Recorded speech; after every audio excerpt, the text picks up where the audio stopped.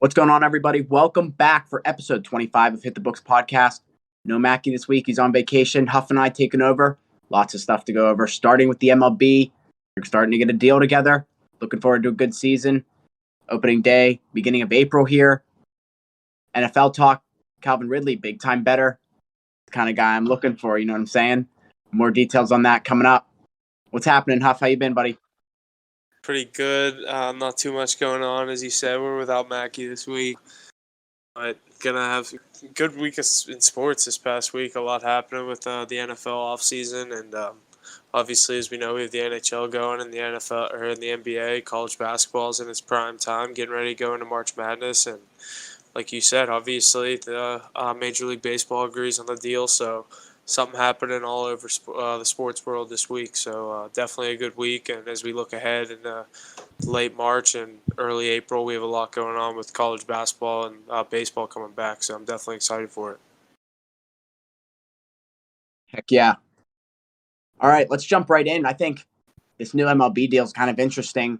April 7th being opening day this year, only 1 week later than initially planned. So, Huff, you said it. They were able to get a deal relatively quickly. You know, it didn't take them too long to figure that out.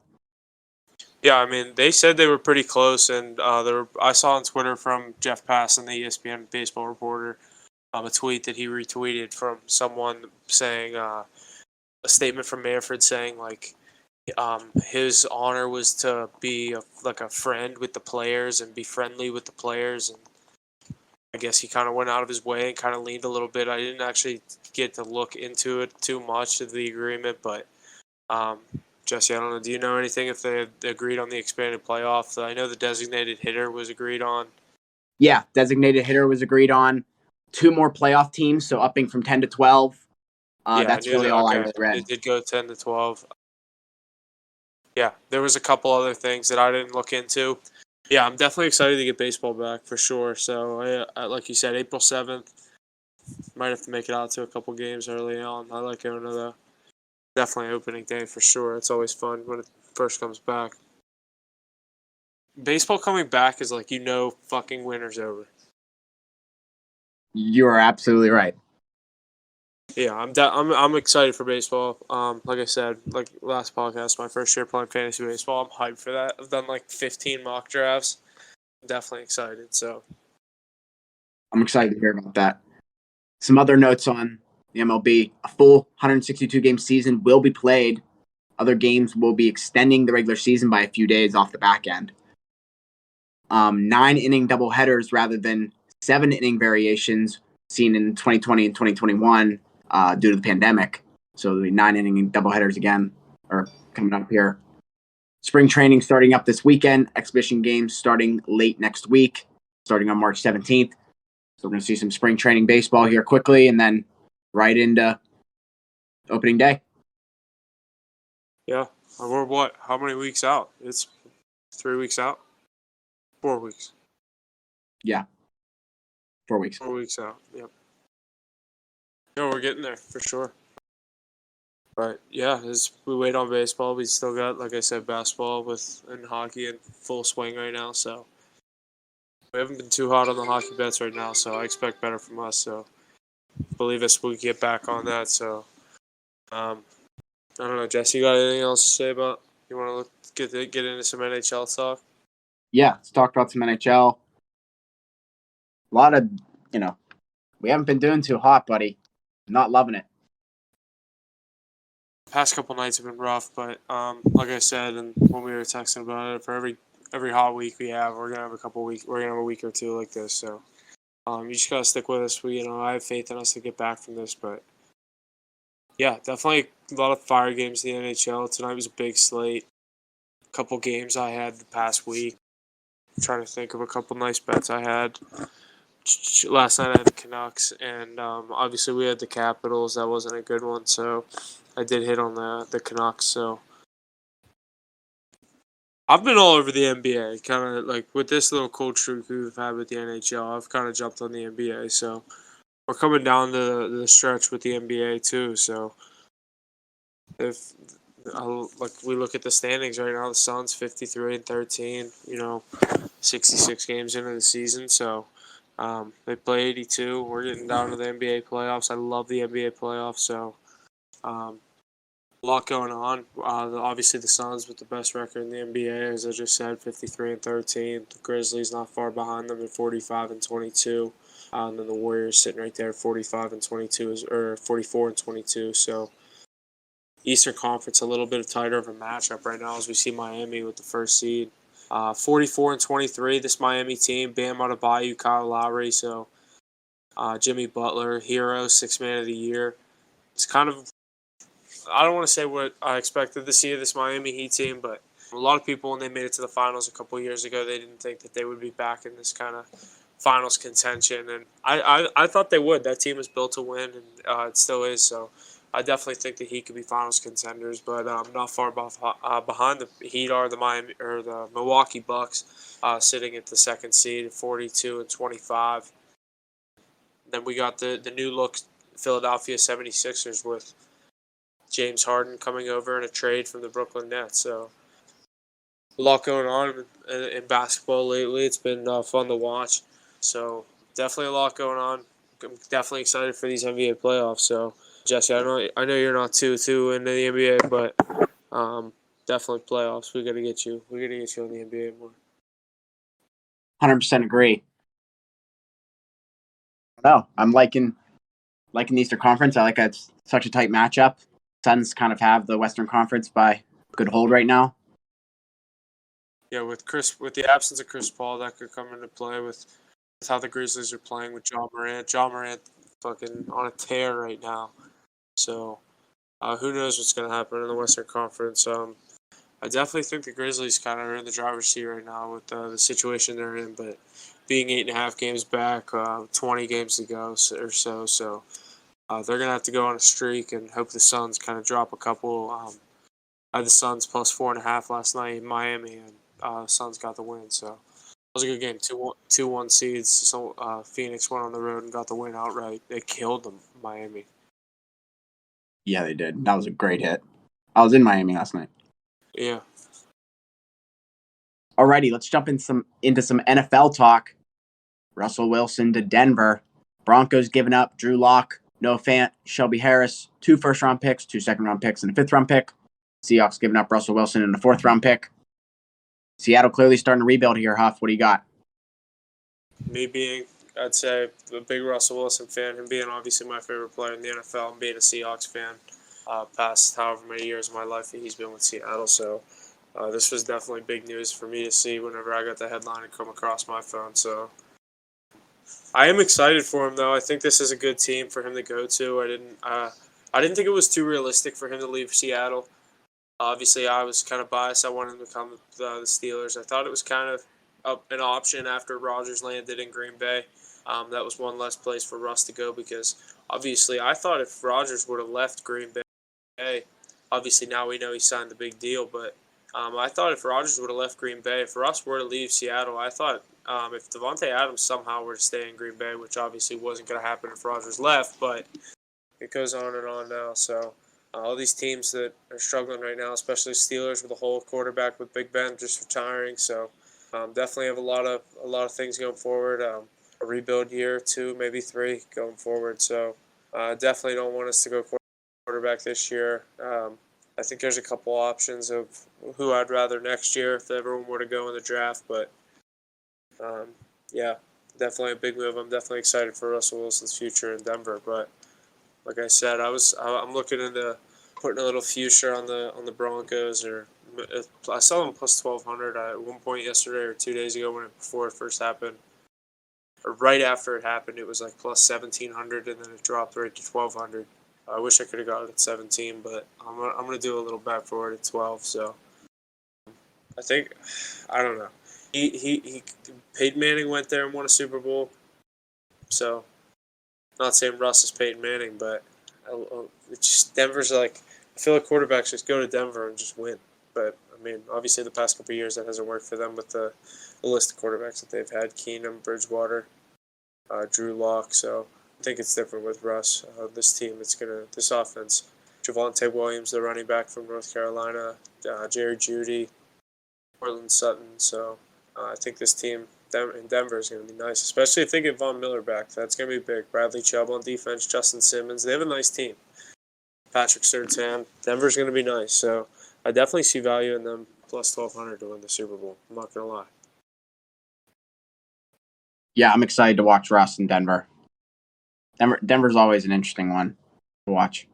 I feel like they're going to be. I've honestly never been a Denver Broncos fan. Now I'm going to be a Denver Broncos fan. So. Heck yeah, I love that. You get a jersey yet? No, dude, I don't have them yet. I haven't looked yet. I got a trend. The Broncos have used 11 different starting quarterbacks since Peyton Manning's retirement for the 2016 season, tied for the most in the NFL over that span. Washington football team, now the Washington Commanders, also coming in using 11 starting quarterbacks since then. Yeah. Pretty interesting. I did see something like that. But yeah, that is crazy. But they definitely got their guy. Elway went out and got his guy, Russ. So I think he's going to look good in the orange and blue. I'm excited to see him. Heck yeah. Speaking of quarterbacks, Aaron Rodgers staying in Green Bay. Big deal, 4 years, $200 million. Crazy. Yeah, obviously the deal, they signed him for the biggest deal in NFL history. They make him the highest paid player. I don't know. I wouldn't have done that money, but I don't even know if he's going to play out that money. I don't even know how it's hard to retire. How can you walk away from $50 million a year? Exactly. I totally agree. And like you said, I don't know why they're paying him that money. Everyone's saying to not pay him that money. Yeah, I don't know. I don't know why the Packers gave in so hard. Like I said, if I was the Packers, I would have played hardball. Absolutely. Because then they had the franchise tag Devontae Adams, give him all that money. It was just big payday for coming out of the Packers paycheck. That's for sure. Big time. I don't know. It's so weird. He's bitching and moaning at the beginning of the year, and then here he is, signing the biggest deal ever. Yeah, I don't get it. But I mean, I did expect him to stay there. I just didn't think the money was going to be that crazy, honestly. Yeah, agree with that. Get a 4-year deal. I don't get a 4-year deal. He's not staying for 4 years. On his side, I get a 4-year deal, but on Green Bay's side, they didn't need to go 4 years. No, not at all. And do you think he's playing another 4 years? No. What are they doing? What are they going to do with Jordan Love if he stays for 4 years? Yeah, right. So weird. I don't get it, but I am excited for, obviously, the NFL. And let's get into the other little NFL story with Calvin Ridley this past week. Big time better, Calvin Ridley. Gambling on NFL games, violating the NFL's gambling policy by placing 3 multi-leg parlays that include at least one NFL game in November of 2021. He placed them online with the Hard Rock Sportsbook. Parlays consisted of a 3-team, 5-team, and 8-team parlay, $500 on each. Seems like my kind of guy that likes to go for the biscuit, you know what I'm saying? The sportsbook account was not registered in his name. Because of all this, he will be suspended for next season, forfeiting his salary of $11.1 million. Damn. You dug into that. I didn't know he placed it on, what was the book? Hard Rock Sportsbook. Not registered in his name. I was just going to say, so I wonder how they figured it out. Someone had to snitch or something. I read it. It was a little confusing, but it was along the lines of he placed the bet, like, real close to like the border of Florida or something, and it's not legal in Florida or whatever, and it threw up a red flag, and someone looked into it and they realized it's coming from like an IP address that is associated with him, like a bunch of nerdy stuff that I understand but is ridiculous. Yeah. And it somehow got all tracked right back to him through there's like an agency that tracks sports betting markets and who's betting on them and, weird trends and things like that, like to help regulate the market and things like that. And that he got caught because they have a database of exactly who the players are and shit. That's crazy. It was a weird scenario of how it all went through, but I'm not surprised it happened the way it did. Yeah. In today's age, it's all because of the stupid technology. Yeah. crazy though. $1,500 and doop, see ya. Yeah. I think it's funny that he got caught, but I think it's funny how he did. I don't know. Was that tweet real? I don't know. I think it's funny if that tweet's real. That's hilarious. So, yeah. I have no idea if it's real. I saw all these memes. Obviously, after Russ went to Denver, so someone edited the tweet and it was like, "I got $1,500 on the Broncos to win the Super Bowl." That and then on part of my take, they were talking about. They're like, "Is there a sports book that's giving odds on when Calvin Ridley will score his next touchdown?" Yeah. Dude, when you look at, did you see the video of that? Like people were accusing him of like fixing games. Yeah, of him like running back to get tackled. It does look like he's fixing them. It's a little weird. It definitely doesn't look good on his part. No, not at all. I don't know. He's definitely got in a tough spot right now with the NFL.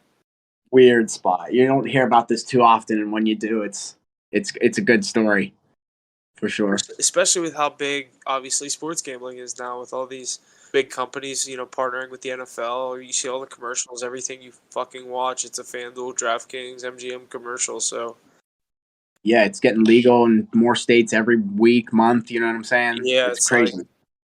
And if it's legal in their states, obviously they can't bet on their own games. But like these guys, I don't know if they're allowed to bet on like NBA if they want to. But I don't know the exact rules. I think they might be. I think there's some way they are allowed to do it, but I know like what McAfee, or I think it was McAfee said, or maybe it was, I think it was McAfee. He said whenever he would gamble with the casinos, you can go, like you can play blackjack, but you can't, if they offer you a free room because you're playing so much, you know what I mean? Like the rewards, you can't accept the rewards. Yep, I heard him say that. That's just so weird. That's Like, again another so like, weird that's situation. like additional payment for gambling, Right. which is stupid because it's a fucking reward. I earned it. Yeah, especially for playing blackjack. Yeah, it's a hotel. Like, why does the NFL care about that? I'm not betting on myself. I'm playing blackjack and they offer me a penthouse. Exactly. That beats me. Yeah, I don't know. That's tough.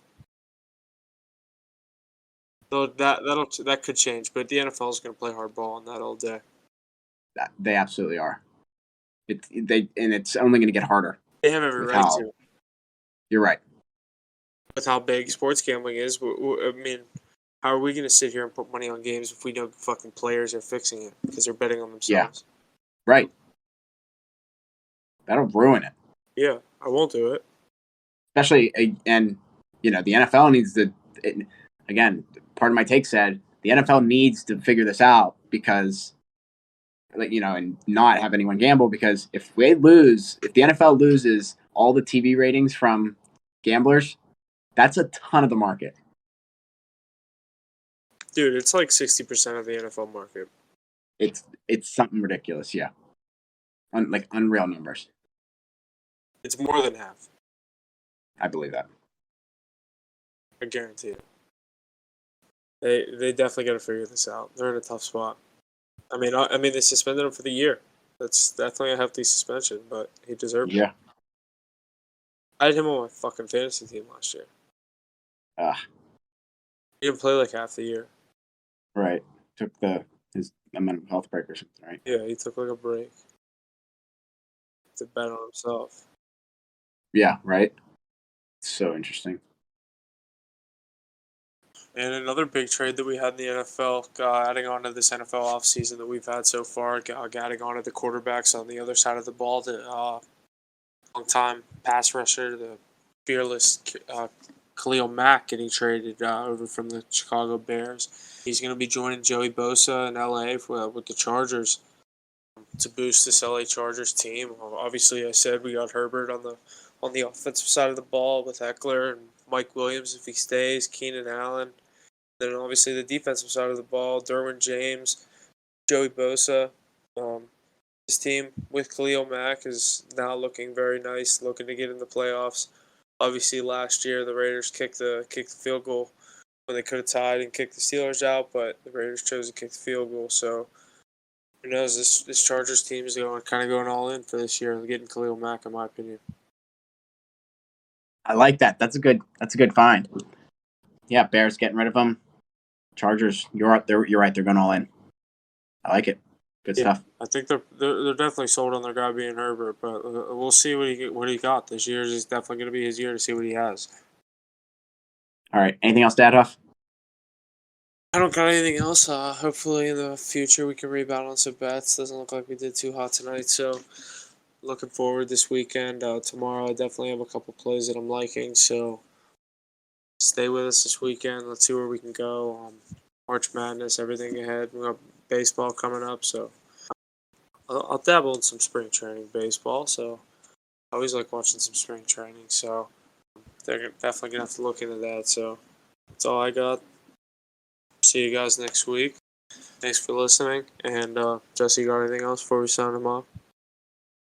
I love the idea of betting on some spring training baseball.